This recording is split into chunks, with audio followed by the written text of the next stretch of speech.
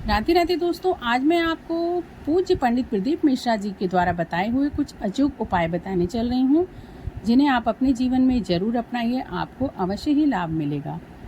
पंडित प्रदीप मिश्रा जी के द्वारा बताए गए सुख समृद्धि से जुड़े कुछ खास उपाय। पहला, पंडित प्रदीप मिश्रा जी ने अपने एक वीडियो में कहा कि यदि कोई काम नहीं हो रहा है, बहुत सारी बाधाएं आ रही हैं, तो जिस दिन सोमवार की अष्टमी हो उस दिन 31 मूंग के दाने, 31 चावल के दाने, 31 बेलपत्र लेकर शिव जी के मंदिर चले जाइए। अपनी मनोकामना को बोलकर चावल को शिव जी के मंदिर की दहलीज पर रख दीजिए। ऐसे रखना है कि किसी के पैर न लगे। मूंग के दानों को नंदी भगवान के उस पैर के पास रखो जो उनका पैर ऊंचा रहता है, और 31 बेलपत्र जलाधारी में जहाँ से जल निकलता है उसे अशोक सुंदरी का स्थान कहते हैं, वहाँ पर बेलपत्रों को रखना है और अगली सोमवार की अष्टमी तक आपकी सारी मनोकामनाएं पूर्ण हो जाएंगी। यदि आपको कोई कर्ज है और उससे मुक्ति पाना है तो मंगलवार के दिन भगवान शिव को मसूर की दाल चढ़ाते हुए ओम ऋण मुक्तेश्वर महादेवाय नमः मंत्र का जाप करना चाहिए। इससे कर्ज से शीघ्र मुक्ति मिलती है। तीसरा, पंडित प्रदीप मिश्रा जी कहते हैं कि कई बार ऐसा होता है कि एक दुख से छुटकारा मिलता नहीं और दूसरा दुख खड़ा हो जाता है।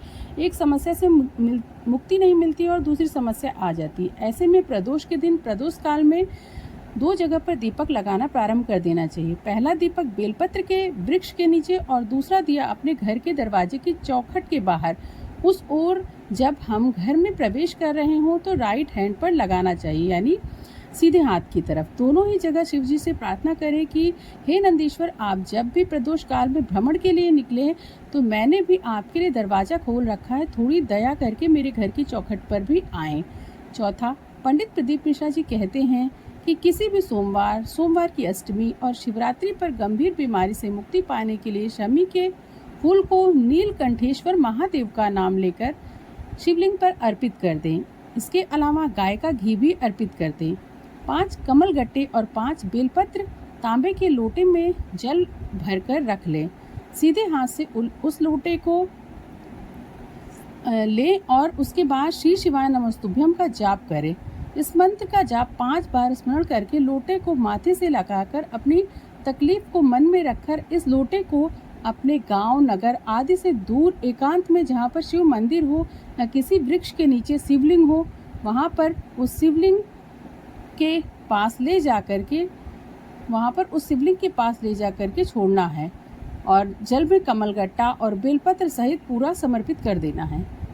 उसमें से एक कमलगट्टा और बेलपत्र को उठाकर अपने घर पर लेकर आना है और उसे पूजा घर में रखकर शिव जी से प्रार्थना करनी है अपने सुखी जीवन के लिए। 5वां है, पंडित प्रदीप मिश्रा जी अपनी कथा में यह कहते हैं कि शुक्रवार के दिन एक तांबे के लोटे में जल भरें, एक आंकड़े का फूल लें, दोनों को लेकर शिव मंदिर में जाएं और शिवलिंग पर सबसे पहले तांबे के लोटे का जल अर्पित कर दें। जल अर्पित करते समय श्री शिवाय नमस्तुभ्यम मंत्र का जाप निरंतर करते रहें। इसके बाद आंकड़े के फूल को जलाधारी में अशोक सुंदरी वाले स्थान पर अर्पित कर देना है। 6वां है, पंडित प्रदीप मिश्रा अपनी कथा में कहते हैं कि शुक्रवार को समी के पत्ते को पहले शिवलिंग के पास अर्पित करें और फिर उसी पत्ते को उठाकर शिवलिंग के ऊपर श्री शिवाय नमस्तुभ्यम मंत्र बोलते हुए अर्पित कर दें। महाशिवरात्रि के दिन जूही के फूल से भगवान शिव का पूजन करें। यदि घर में दरिद्रता है तो वह दूर भाग जाएगी। समी वृक्ष के पत्तों और चमेली के फूल से शिव जी का पूजन करने पर अपार धन संपदा और आशीष की प्राप्ति होती है। महाशिवरात्रि पर सायंकाल के समय शिव मंदिर में दिया जलाने से धन संबंधी जितनी भी समस्याएं आपके जीवन में हैं, वह सब दूर हो जाती है और महान ऐश्वर्य की प्राप्ति होती है। 7वां है, श्रवण मास की 10वीं तिथि को समी के 11, 21 या 51 पत्ते लेकर शहद में डुबोकर भगवान शंकर के शिवलिंग का श्रृंगार कर दें। लिंग पुराण कहता है कि जब हम शमी के पत्ते को शहद में डुबो करके शिवलिंग का श्रृंगार करने लगते हैं तो शंकर भगवान हमें कर्ज मुक्ति प्रदान करते हैं।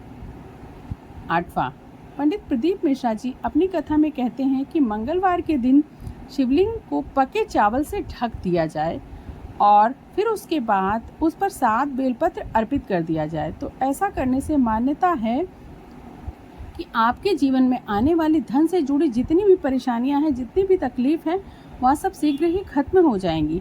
आप कर्जों से भी मुक्ति पा जाएंगे और माँ लक्ष्मी की कृपा आप पर निरंतर बनने लगेगी। माँ लक्ष्मी आपके घर में वास करने लगेंगी।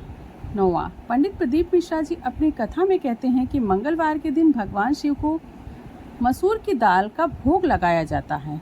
यह लगाना अति उत्तम होता है। जब आप मसूर की दाल चढ़ाएं तो इस मंत्र का उच्चारण जरूर करें, ओम ऋण मुक्तेश्वर महादेवाय नमः।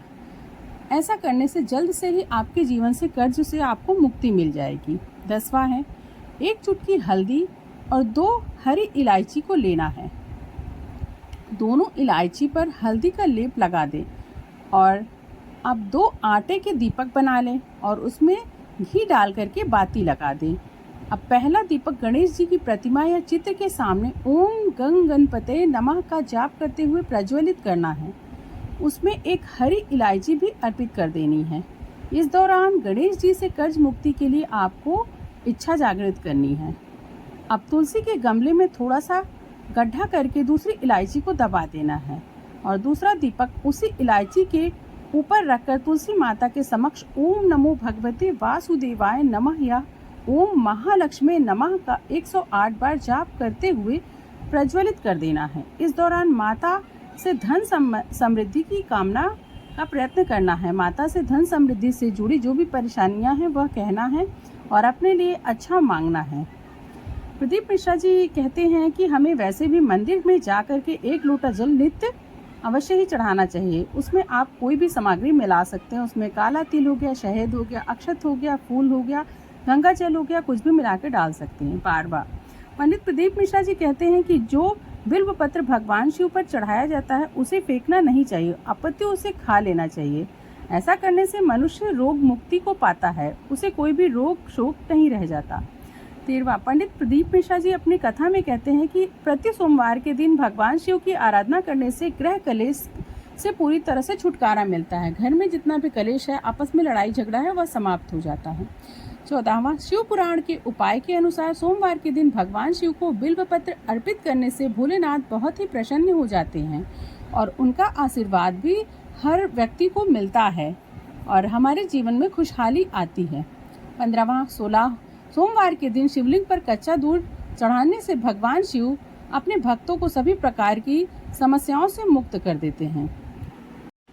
यदि नेत्रों से जुड़ी कोई समस्या है तो महाशिवरात्रि के दिन रात को 12 बजे शहद के साथ बिल्व पत्र चढ़ाने और उस शहद को एक बर्तन में इकट्ठा करने के बाद अवधूतेश्वर महादेव का नाम लेकर उस शहद को 3 महीने तक नेत्रों पर लगाने से, काजल की तरह लगाने से आंखों की रोशनी बढ़ने का फायदा मिलता है। 17वां, परिवार का कोई सदस्य गंभीर रोग से पीड़ित है तो समी के पेड़ से एक फूल लेकर नीलकंठेश्वर महादेव का जाप करते हुए शिवलिंग पर चढ़ाना चाहिए। ऐसा करने से व्यक्ति रोग मुक्त हो जाता है। 18वां, किसी भी समय पर शादी नहीं हो रही है या विवाह के लिए अड़चन आ रही है तो एक सूखा नारियल का गोला लेकर ऊपर की ओर से थोड़ा सा ढक्कन की तरह काट लें।